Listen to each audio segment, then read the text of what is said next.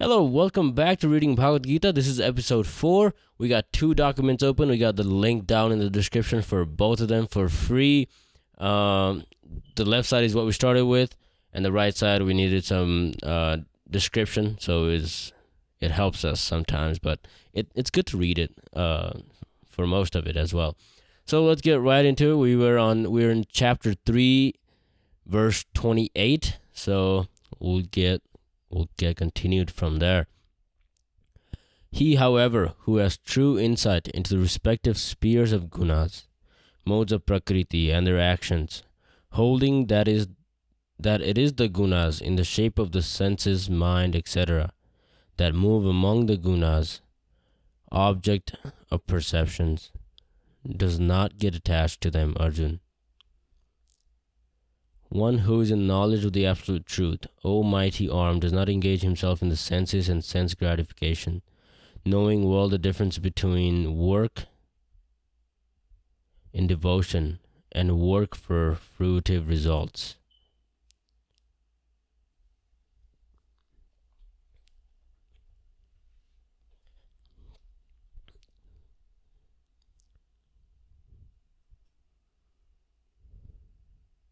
So it's saying, here it mentions gunas. Here it's saying, if you have true insight, right, into modes of prakriti and their actions, then you don't get attached to them, right? If you have true insight and you don't get attached to them, you're just saying the same thing. Does not engage himself in the senses and sense gratification, knowing well the differences between work in devotion and work for fruitive results. Let's read the description. The knower of the absolute truth is convinced of his awkward position in material association. He knows that he is part and parcel of the Supreme Personality of Godhead, Krishna, and that his position should not be in the material creation. He knows his real identity as part and parcel of the Supreme, who is eternal bliss and knowledge, and he realizes that somehow or other he is entrapped in the material conception of life. In his pure state of existence, he is meant to dovetail his activities in devotional service to the Supreme Personality of Godhead, Krishna. He therefore engages himself in the activities of Krishna consciousness and becomes naturally unattached to the activities of the material senses, which are all circumstantial and temporary. He knows that his material condition or of life is under the supreme control of the Lord. Consequently, he is not disturbed by all kinds of material reactions, which he considers to be the mercy of the Lord. According to Srimad Bhagavatam, one who knows the absolute truth in three different features, namely Brahma, Paramatma, and the Supreme Personality of Godhead, is called Tatvavit, for he knows also his own factual position in relationship with the Supreme. 29. Those who are completely deluded by the gunas, modes of prakriti, remain attached to those gunas, to those modes and actions. The man of perfect knowledge should not unsettle the mind of those insufficiently knowing fools. Bewildered by the modes of material nature, the ignorant fully engage themselves in material activities and become attached, but the wise should not unsettle them, although these duties are inferior due to the performer's lack of knowledge. Persons who are unknowledgeable falsely identify with gross material consciousness and are full of material designations. This body is a gift of the material nature, and one who is too much attached to the body consciousness is called mandan, or a lazy person without understanding of spiritual soul. Ignorant men think of the body as the self. Bodily connections with others are accepted as kinsmanship. The land in which the body is obtained is the object of worship, and the formalities of religious rituals are considered ends in themselves. Social work, nationalism, and altruism are some of the activities for such materially designated persons. Under the spell of such designations, they are always busy in the material field. For them, spiritual realization is a myth, and so they are not interested. Such bewildered persons may even be engaged in such primary moral principles of life as non-violence and similarly materially benevolent work. Those who are, however, enlightened in spiritual life should not try to agitate such materially engrossed persons. Better to prosecute one's own spiritual activities silently. Men who are ignorant cannot appreciate activities in Krishna consciousness, and therefore Lord Krishna advises us not to disturb them and simply waste valuable time. But the devotees of the Lord are more kind than the Lord because they understand the purpose of the Lord. Consequently, they undertake all kinds of risks, even to the point of approaching ignorant men to try to engage them in the acts of Krishna consciousness, which are absolutely necessary for the human being. Why do I feel like I've read that before? Not sure. Maybe this repeated the message again.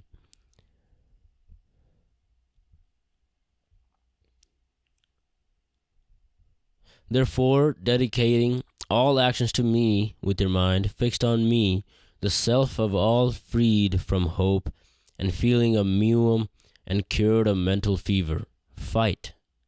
Therefore, O Arjun, surrendering all your works unto me with mind intent on me and without desire for gain and free from egoism and lethargy, fight. This verse clearly indicates the purpose of the Bhagavad Gita. The Lord instructs that one has to become fully Krishna conscious to discharge duties. As if in military discipline, such an injunction may make things a little difficult. Nevertheless, duties must be carried out with the dependence on Krishna. But that is the constitutional position of the living entity. The living entity cannot be happy independent of the cooperation of the Supreme Lord, because the eternal constitutional position of the living entity is to become subordinate to the desires of the Lord. Arjuna was therefore ordered by Sri Krishna to fight as if the Lord were his military commander. One has to sacrifice everything for the goodwill of the Supreme Lord, and at the same time discharge prescribed duties without claiming proprietorship. Arjuna did not have to consider the order of the Lord. He had only to execute his order. The Supreme Lord is the soul of all souls. Therefore, one who depends solely and wholly on the Supreme Soul without personal consideration, or in other words, one who is fully Krishna conscious, is called Adhyatma Setasa Nirash. Adhyatma Setasa Nirash. Meaning that one has to act on the order of the master, nor should one ever expect fruitive results. The cashier may count millions of dollars for his employer, but he does not claim a cent for himself. The cashier may count... Oh, I can highlight. It's cool. The cashier may count millions of dollars for his employer, but he does not claim a cent for himself. Similarly, one has to realize that nothing in the world belongs to any individual person, but that everything belongs to the Supreme Lord. That is the real purport of Mai or unto me. And when one acts in Krishna consciousness, certainly he does not claim proprietorship over anything. This consciousness is called nirmama, or nothing is mine. And if there is any reluctance to execute such a stern order, which is without consideration of so-called kinsmen in the bodily relationship, that reluctance should be thrown off. In this way, one may become vigatazavra, or without feverish mentality or lethargy.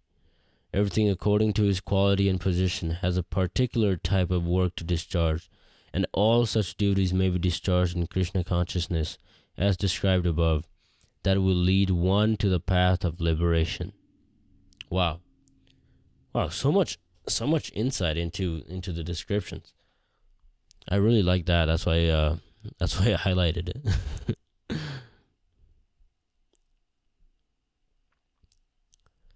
Cashier may count millions of dollars for his employer, but he does not claim a cent for himself.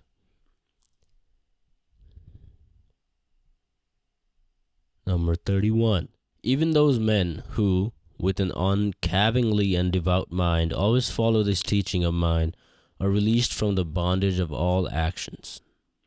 So if you follow what he just said, they're released from the bondage of all action, released from karma.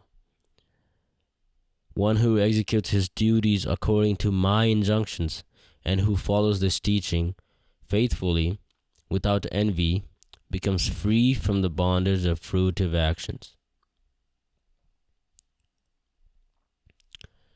The injunction of the Supreme Personality of Godhead, Krishna, is the essence of all Vedic wisdom, and therefore is eternally true, without exception.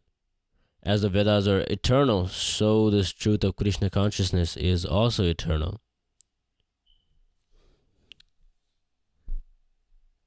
One should have firm belief, firm faith in this injunction, without envying the Lord. There are many philosophers who write comments on the Bhagavad Gita but have no faith in Krishna. They'll never be liberated from the bondage of fruitive action. But an ordinary man with firm faith in the eternal injunctions of the Lord, even though unable to execute such orders, becomes liberated from the bondage of the law of karma. But an ordinary man with firm faith in the eternal injunctions of the Lord, even unable to execute such orders, becomes liberated from the bondage of the law of karma. In the beginning of Krishna consciousness, one may not fully discharge the injunctions of the Lord. But because one is not resentful of this principle and works sincerely without consideration of defeat and hopelessness, he will surely be promoted to the stage of pure Krishna consciousness. Okay. 32. They, however, who, finding fault with this teaching of mine, do not follow it, take these fools to be deluded in the matter of all knowledge and lost. But those who, out of envy, disregard these teachings and do not practice them regularly, are to be considered bereft of all knowledge, befooled, and doomed to ignorance and bondage. All living creatures follow their tendencies. Even the wise man acts according to the tendencies of his own nature. What use is any external restraint? All living creatures follow their tendencies. Even the wise man acts according to the tendencies of his own nature. What use is any external restraint? Even a man of knowledge acts according to his own nature, for everyone follows his nature. What can repression accomplish? So is that Krishna saying it? Unless one is situated on the transcendental platform of Krishna consciousness, he cannot get free from the influence of the modes of material nature. Cannot get free from the influence of the modes of material nature, as it is confirmed by the Lord in the 7th chapter, 7.14. Therefore, even for the most highly educated person, on the mundane plane, it is impossible to get out of the entanglement of Maya simply by theoretical knowledge, or by separating the soul from the body. There are many so-called spiritualists who outwardly pose to be advanced in the science, but inwardly or privately are completely under the particular modes of nature, which they are unable to surpass. Academically, one may be very learned, but because of his long association with the material nature, he is in bondage. Krishna consciousness helps one to get out of the material entanglement. Even though one may be engaged in his prescribed duties, therefore, without being fully in Krishna consciousness, no one should suddenly give up his prescribed duties and become a so-called yogi or transcendentalist artificially. It is better to be situated in one's position and to try to attain Krishna consciousness under superior training. Thus, one may be freed from the clutches of Maya.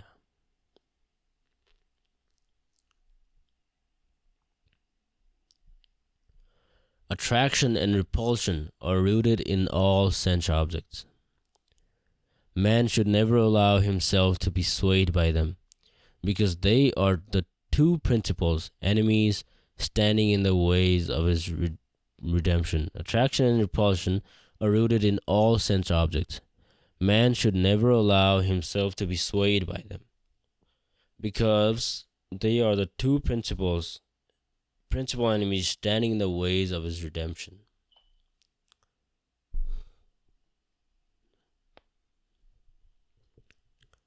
Attraction and repulsion for sense objects are felt by embodied beings, but one should not fall under the control of senses and sense objects, because they are stumbling blocks on the path of self-realization.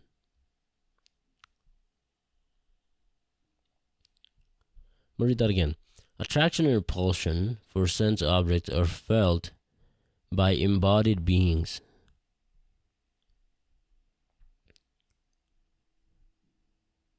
but one should not fall under the control of senses and sense objects, because they are stumbling blocks on the path of self-realization.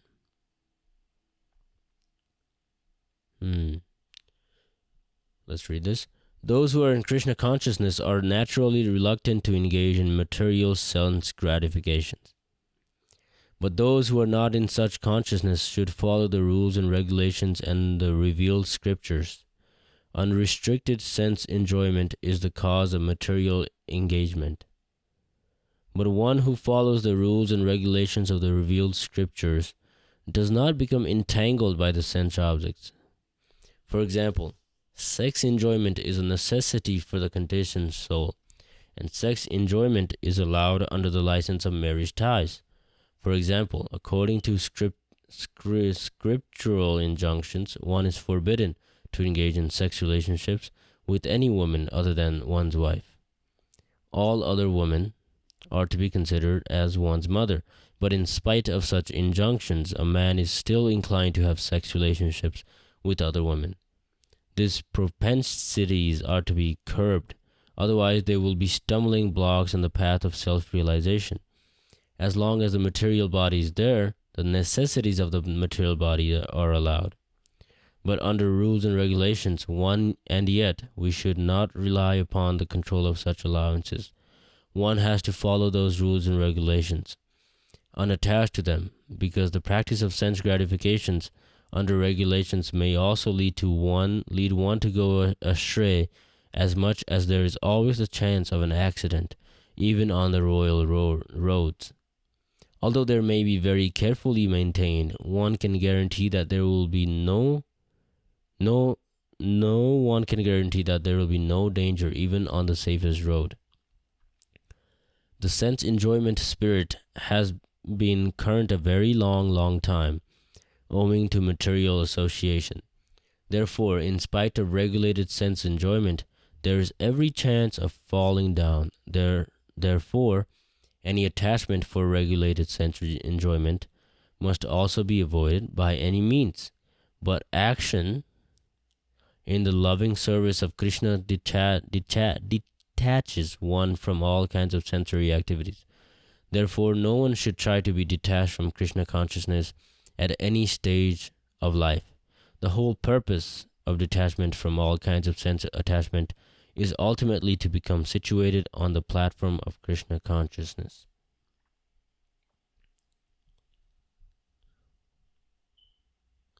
One's own duty, though devoid of merit, is preferable to the duty of another well performed. Even death in the performance of one's own duty brings blessedness. Another's duty is fraught with fear. One's own duty, though devoid of merit, is preferable to the duty of another well performed. One's own duty, though devoid of merit, is preferable to the duty of another well performed. Even death in the performance of one's own duty brings blessedness. Another's duty is fraught with fear.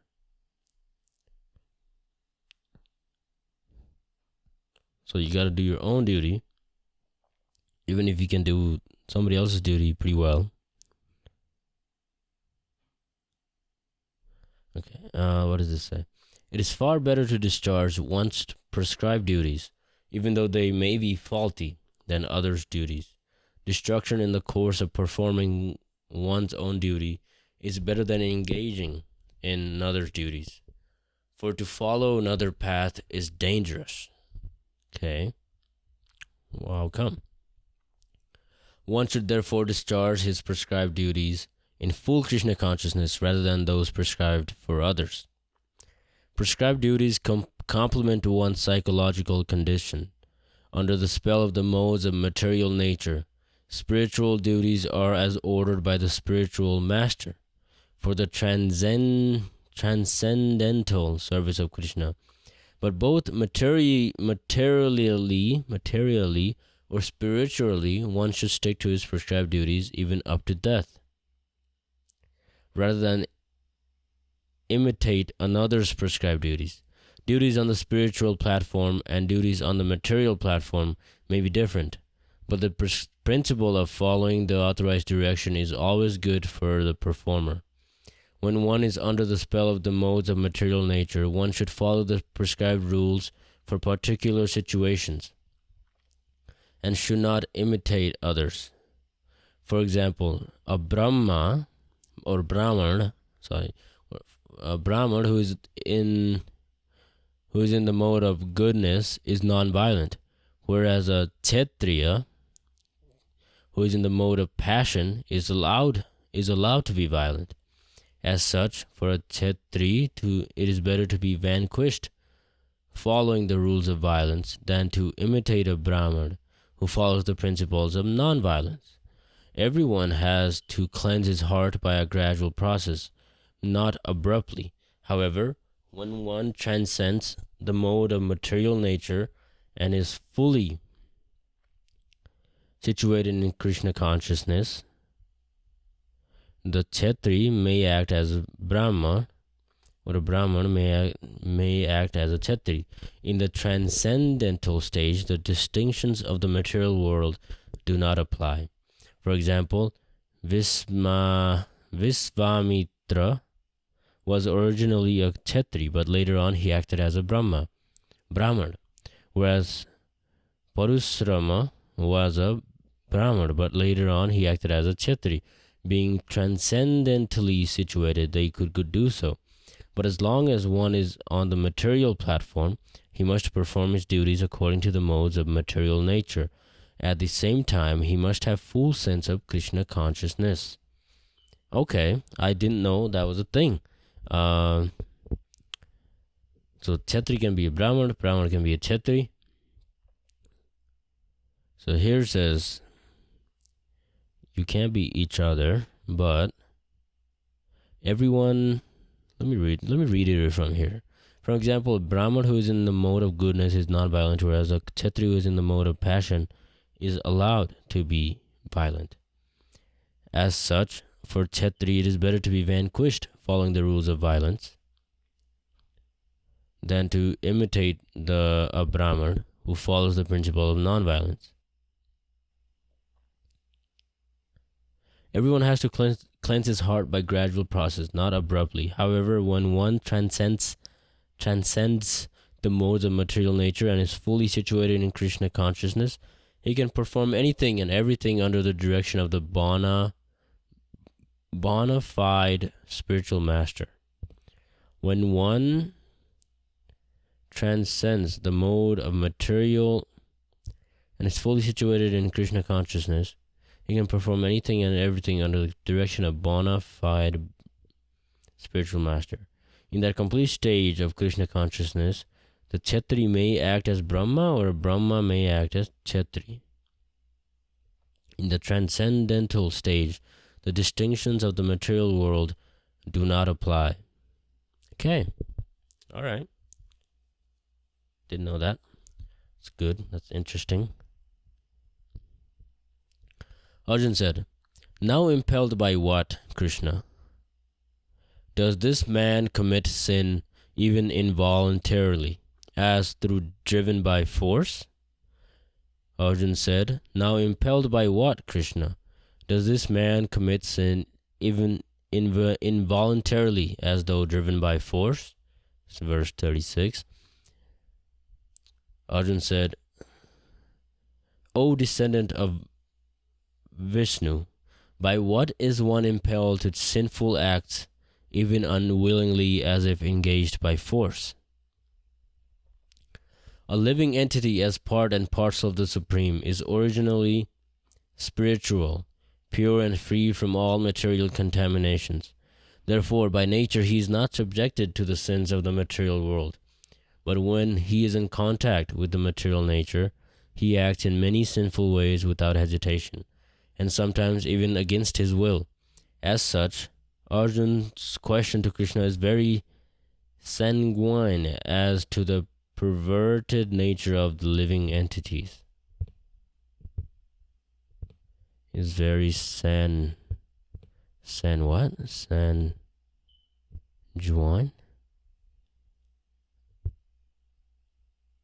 Oh shoot. One of the four temperaments. Sanguines are naturally people oriented and have an active, positive moment in a favorable environment. They influence their environment by encouraging others to work together. So that people person. Oh. As to the perverted nature of the living entities, although the living entity sometimes does not want to act in sin, he is still forced to act. Sinful actions are not, however, impelled by the supersoul within, but are due to another cause, as the Lord explains in the next verse.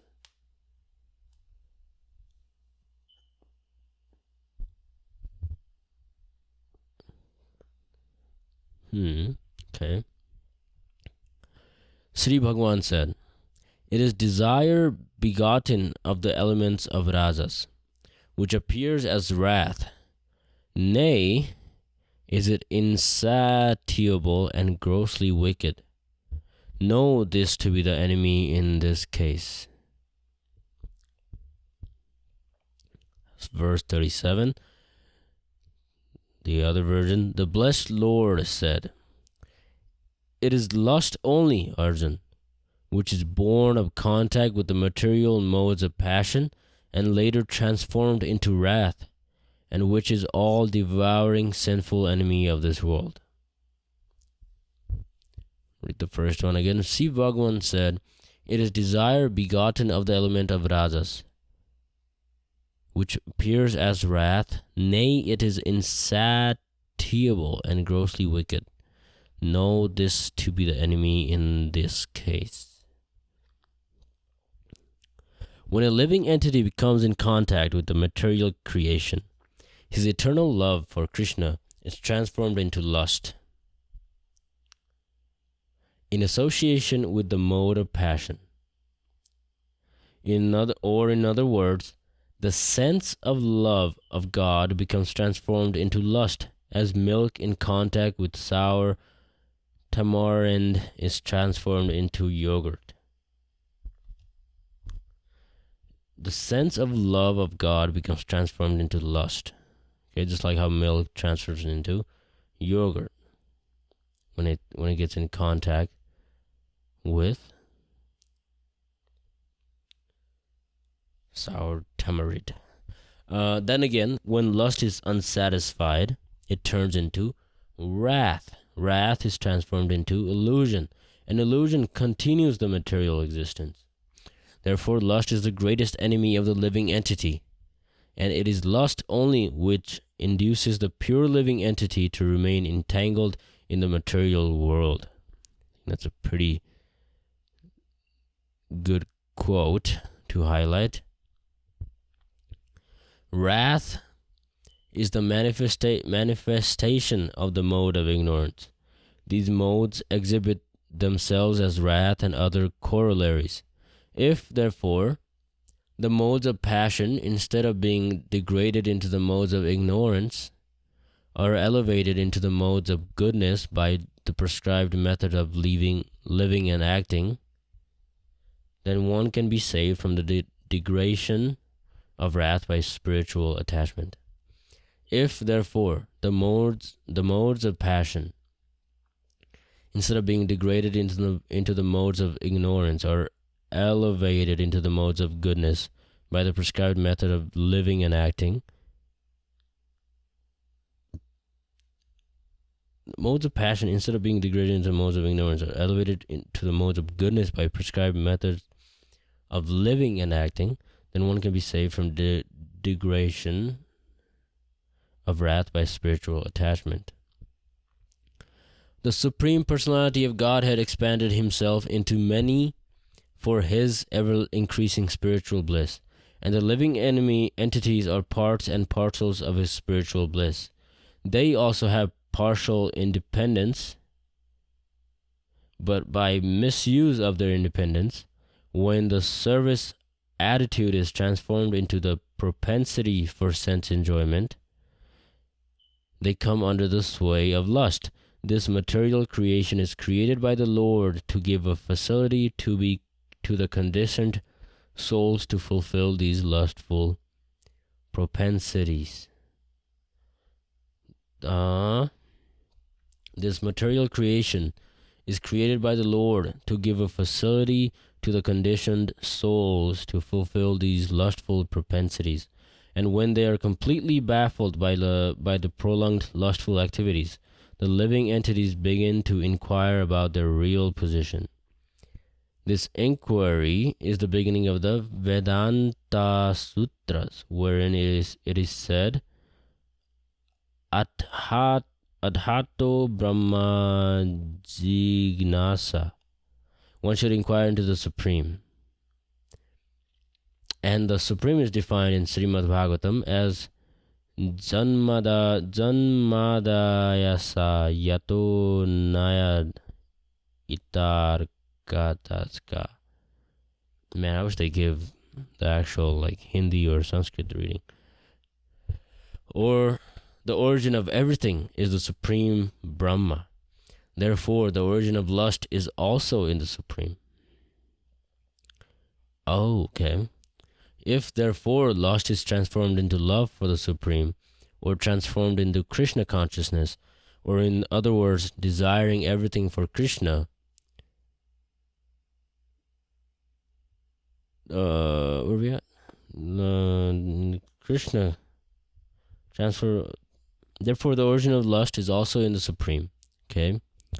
Therefore, I like this one. The origin of everything is in the Supreme Brahma. Therefore, the origin of lust is also in the Supreme. If, therefore, lust is transformed into love for the Supreme, or transformed into Krishna consciousness, or, in other words, desiring everything for Krishna, then both lust and wrath can be spiritualized. Okay? Hanuman, the great servitor of Lord Ram, engaged his wrath upon his enemies for the satisfaction of the Lord. Therefore, lust and wrath, when they are employed in Krishna consciousness, become our friends instead of our enemies. If, therefore, lust is transformed into love for the Supreme, or transformed into Krishna consciousness, or in other words, desiring everything for Krishna, then both lust and wrath can be spiritualized. So you can turn lust and wrath into something good. Basically, what that says.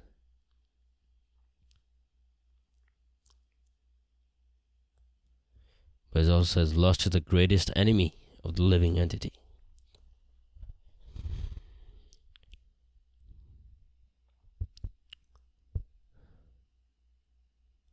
Let's go to 38.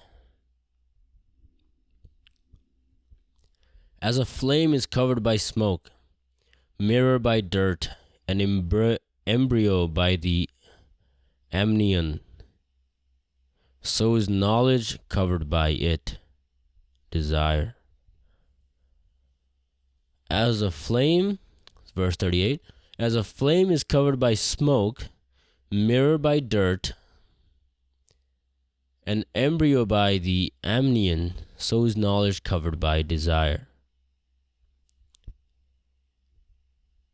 The other document, as fire is covered by smoke, as a mirror is covered by dust, or as the embryo is covered by the womb, amnion, that's what, okay.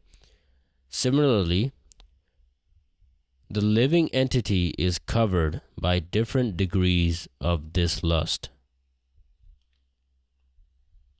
Wow. There are 3 degrees of covering of the living entity by which his pure consciousness is obscured. This covering is but lust under different manifestations like smoke in the fire, dust in the mirror, and the womb about the embryo. When lust is compared to smoke, it is understood that the fire of the living spark can be a little perceived. In other words, when the living entity exhibits his Krishna consciousness slightly, he may be likened to the fire covered by smoke. Although fire is necessary where there is smoke, there's no overt manifestation of fire in the early stage. This stage is like the beginning of Krishna consciousness. You have smoke before you have fire. The dust on the mirror refers to a cleansing process of the mirror of the mind by so many spiritual methods. The best process is to chant the holy names of the Lord. The embryo covered by the womb is an analogy illustrating a helpless position. For the child in the womb is so helpless that he cannot even move. This stage of living condition can be compared to that of the trees. The trees are also living entities, but they have been put in such a condition of life by such a great exhibition of lust that they are almost void of all consciousness. The covered mirror is compared to the birds and beasts, and the smoke-covered fire is compared to the human being. In the form of a human being, the living entity may receive a little Krishna consciousness. And if he makes further development, the fire of spiritual life can be kindled in the human form of life. By careful handling of the smoke in the fire can be made to blaze. Therefore, the human form of life is a chance for the living entity to escape the entanglement of material existence.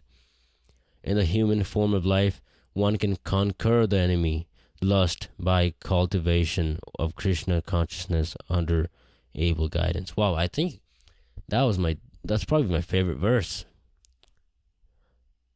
Verse 38. As a fire is covered by smoke, as a mirror is covered by dust, whereas the embryo is covered by the womb, similarly, the living entity is covered by different degrees of this lust. And thank goodness for that description, because that made a lot of sense. That made way too much sense.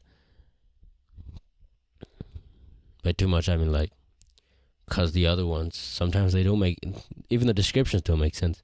This one is very clear. Verse 39. And Arjun, knowledge stand covered by... Verse 39. And Arjun, knowledge stand covered by this eternal enemy of the wise, known as desire, which is insatiable like fire. Insatiable like fire. Verse 39, the other document. Thus, a man's pure consciousness is covered by his eternal enemy in the form of lust, which is never satisfied and which burns like fire.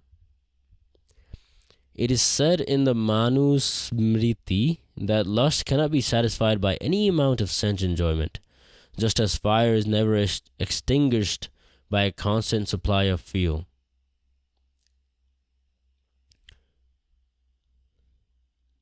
In the material world, the center of all activities is sex, and thus this material world is called Maithungagara, or the shackles of sex life. Maithungagara. Does it say here? No. I wish it did so I could pronounce it how it's supposed to be pronounced. Or the shackles of sex life. In the ordinary prison house, criminals are kept within bars.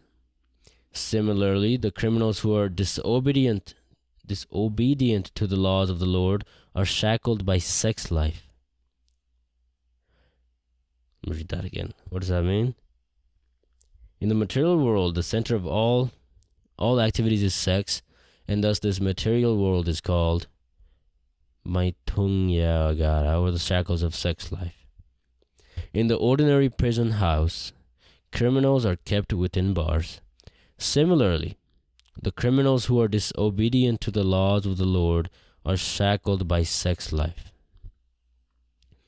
Advancement of material civilization on the basis of sense gratification means increasing the duration of the material existence of a living entity. Therefore, this lust is the symbol of ignorance by which the living entity is kept within the material world. While one enjoys sense gratification, it may be that there is some feeling of happiness, but actually that so-called feeling of happiness is the ultimate enemy of the sense enjoyer. Why am I not understanding this? Where did I get confused? I think so. So this is saying, similarly, the criminals who are disobedient of the laws of the Lord are shackled by sex life. Sex life is what holds them down, right? And advancement of material civilizations on the basis of sense gratification means increasing the duration of the material existence of a living entity. Advancement of material civilization on the basis of sense gratification. So it says, advancement of material civilization on the basis of sense gratification means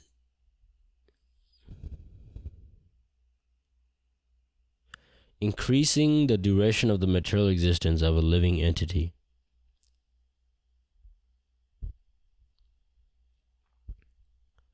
Advancement of material civilization on the basis of sense gratification means increasing the duration of the material existence of a living entity. Therefore, this lust is the symbol of ignorance. By which the living entity is kept within the material world. While one enjoys sense gratification, it may be that there is some feeling of happiness, but actually, that so-called feeling of happiness is the ultimate enemy of sense enjoyer. So you're gonna be happy while you're enjoying whatever that sense gratification you're enjoying, like sex. But it is that exactly that keeps you in the material world, keeps you trapped. That's your ultimate enemy. Okay. Arjun, knowledge stand covered by this eternal enemy of the wise, known as desire, which is insatiable like fire. Knowledge stand covered. Gotcha. Verse 40. The senses, the mind, and the intellect are declared to be its seat, screening the light of truth through these. It, desire, deludes the embodied soul. The senses, the mind, and the intellect are declared to be its seat, screening the light of truth through these. It, desire, deludes embodied soul.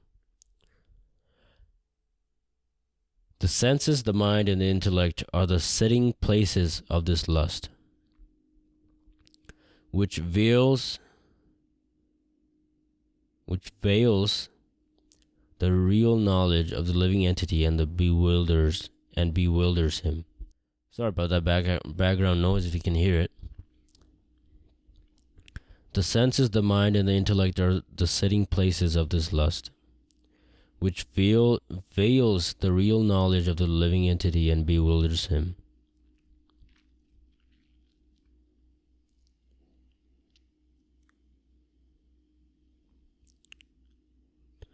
The enemy has captured different strategic positions in the body of the conditioned soul, and therefore Lord Krishna is giving hints of those places, so that one who wants to conquer the enemy may know where he can be found.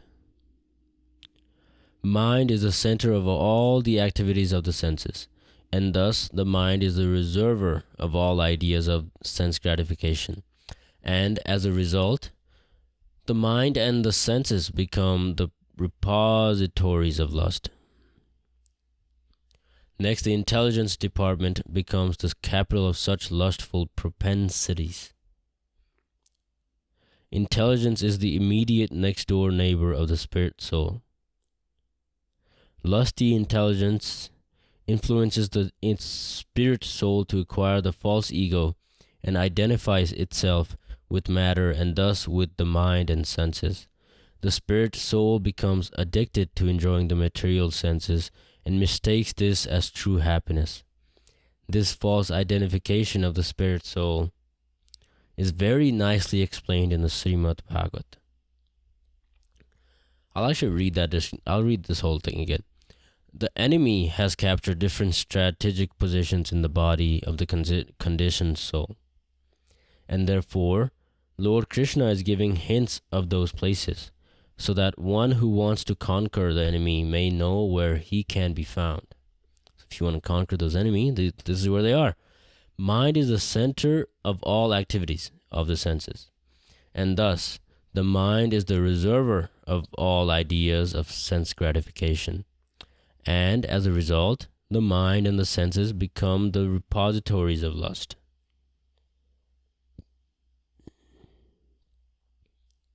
Mind is the center of all activities of the senses, and thus the mind is the reservoir of all ideas of sense gratification.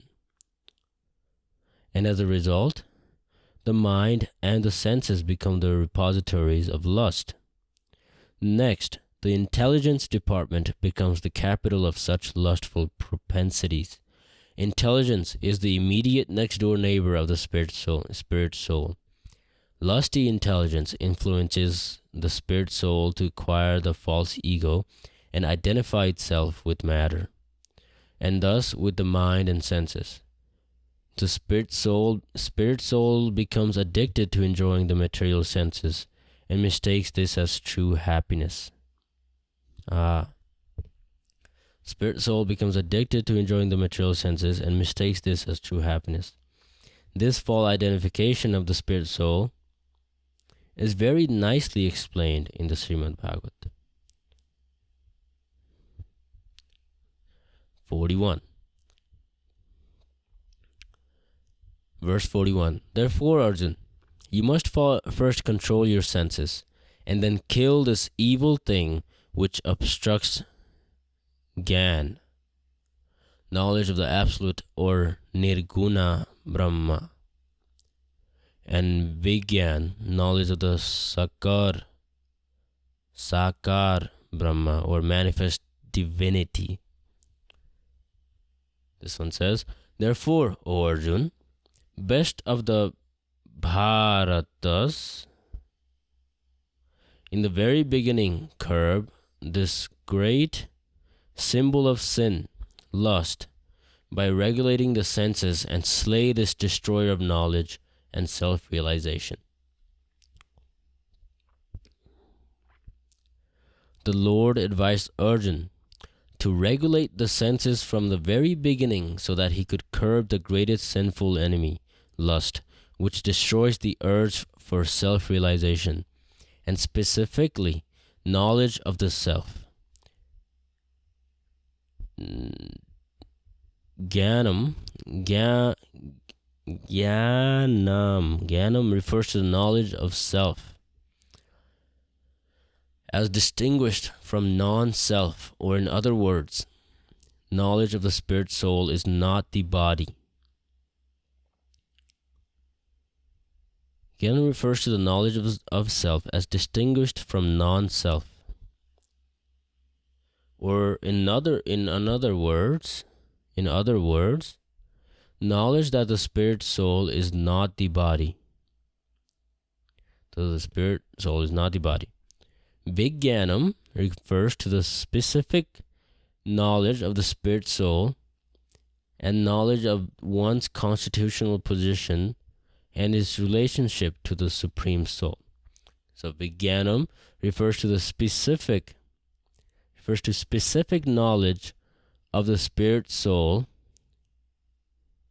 and knowledge of one's constitutional position and its relationship to the Supreme Soul. It is explained thus in Srimad Bhagavad, of that part of Srimad Bhagavad. Oh, that's what I explained. So the translation is, the knowledge of the self and the Supreme Self is very confidential and mysterious, being veiled by Maya. But such knowledge and specific realization can be understood if it is explained by the Lord Himself. Bhagavad Gita gives us that knowledge, specifically knowledge of the self. The living entities are parts and parcels of the Lord. The living entities are parts and parcels of the Lord, and therefore they are simply meant to serve the Lord. This consciousness is called Krishna consciousness. So from the beginning of life, one has to learn this Krishna consciousness, and thereby one may become fully Krishna conscious and act accordingly. Lust is only the perverted reflection of the love of God, which is natural for every living entity. But if one is educated in Krishna consciousness from the very beginning, that natural love of God cannot deteriorate into lust. Lust is only the perverted reflection of the love of God, which is natural for every living entity. But if one is educated in Krishna consciousness from the very, very beginning, that natural love of God cannot deteriorate into lust. When love of God deteriorates into lust, it is very difficult to return to the normal condition. Nonetheless, Krishna consciousness is so powerful that even a late beginner can become a lover of God by following the regulative principles of devotional service. So, from any stage of life or from the time of understanding its urgency, one can begin regulating the senses in Krishna consciousness, devotional service of the Lord, and turn the lust into love of Godhead, the highest perfectional stage of human life. I'm going to read this last paragraph again. Lust is only the perverted reflection of the love of God, which is natural for every living entity. But if one is educated in Krishna consciousness from the very beginning, that natural love of God cannot deteriorate into lust. When love of God deteriorates into lust, it is very difficult to return to the normal condition. Nonetheless, Krishna consciousness is so powerful that even a late beginner can become a lover of God by following the regulative principles of devotional service. So, from any stage of life, or from the time of understanding its urgency, one can begin regulating the senses in Krishna consciousness, devotional service of the Lord, and turn the lust into love of Godhead, the highest perfectional stage of human life. Let's read the original line again. Therefore, O Arjun, best of the Bharatas, in the very beginning, curb this great symbol of lust. A sin, lust, is regulated the sin by restart. Therefore, O Arjun, best of the Bharatas, in the very beginning curb this great symbol of sin, lust, by regulating the senses. in the very beginning, curb this great symbol of sin by regulating the senses, and slay the destroyer of knowledge and self-realization. Therefore, Arjun, you must first control your senses, and then kill this evil thing which obstructs Gyan, knowledge of the absolute or Nirguna Brahma, and Vigyan, knowledge of the Sakar Brahma or manifest destiny. It gave a description of what Gyan is. Gyan is knowledge of self as distinguished from non-self, or in other words, knowledge that the spirit soul is not the body. That's Gyan. And Vigyan refers to the specific knowledge of the spirit soul and knowledge of one's constitutional position and his relationship to the Supreme Soul. Okay. Let's go to 42.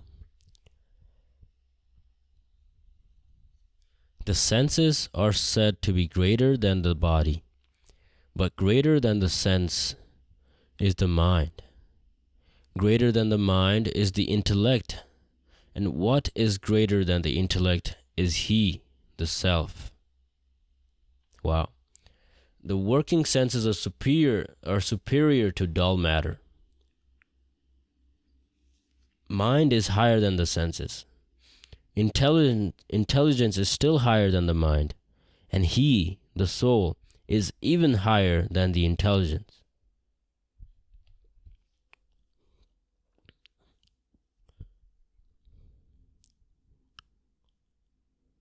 The senses are different outlets for the activities of lust.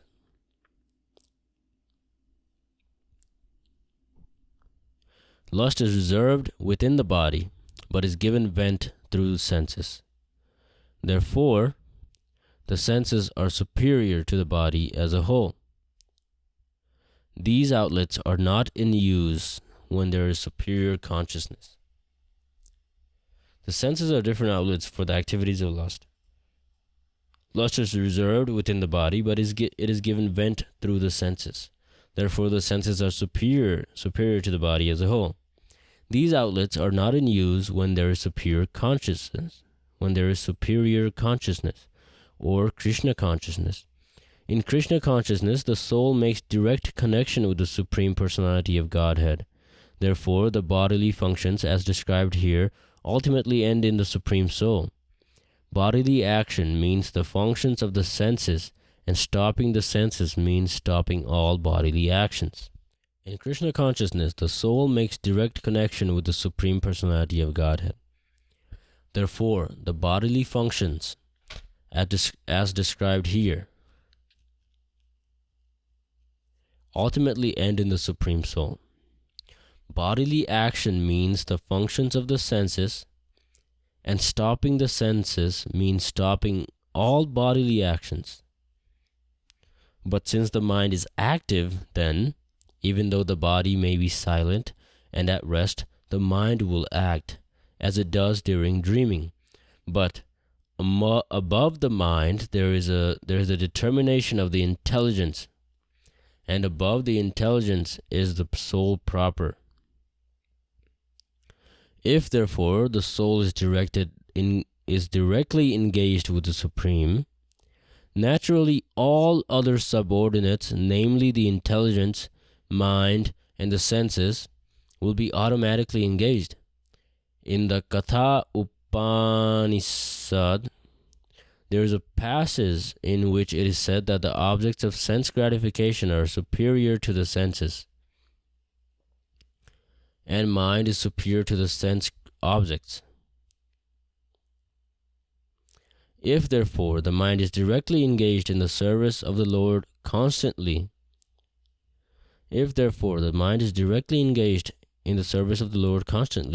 then there is no chance of the senses becoming engaged in any other way, in other ways. This mental attitude has already been explained.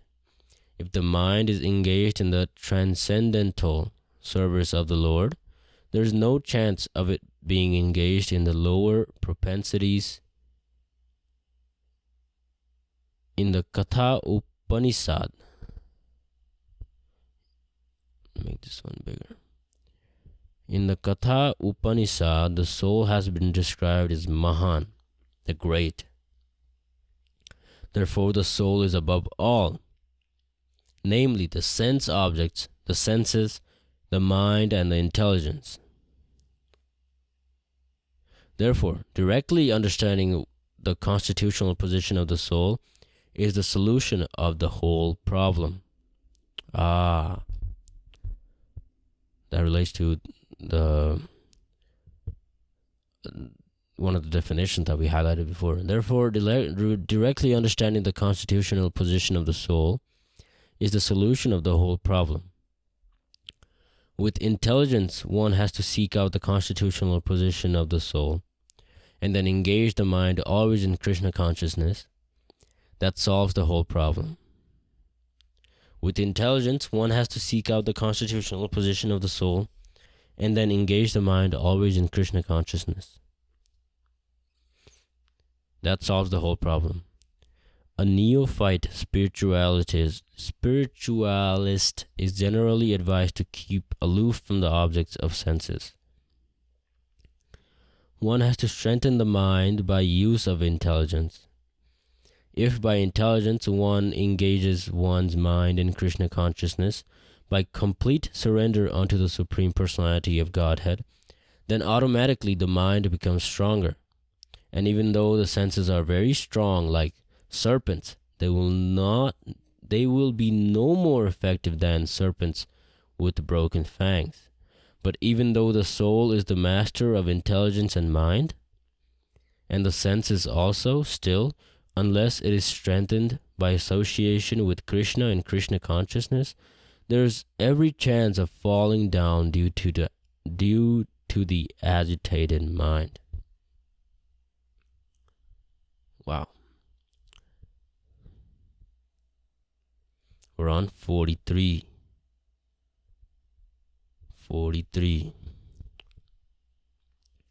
And we should have hit an hour. We will continue this in further episodes that are yet to come. I will link both.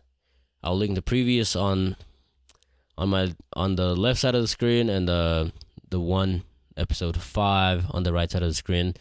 Hopefully you continue. If you want to continue along, click the right side. If you want to go back and listen to what came before, click on the left side. And I'll see you next time. Thank you for watching.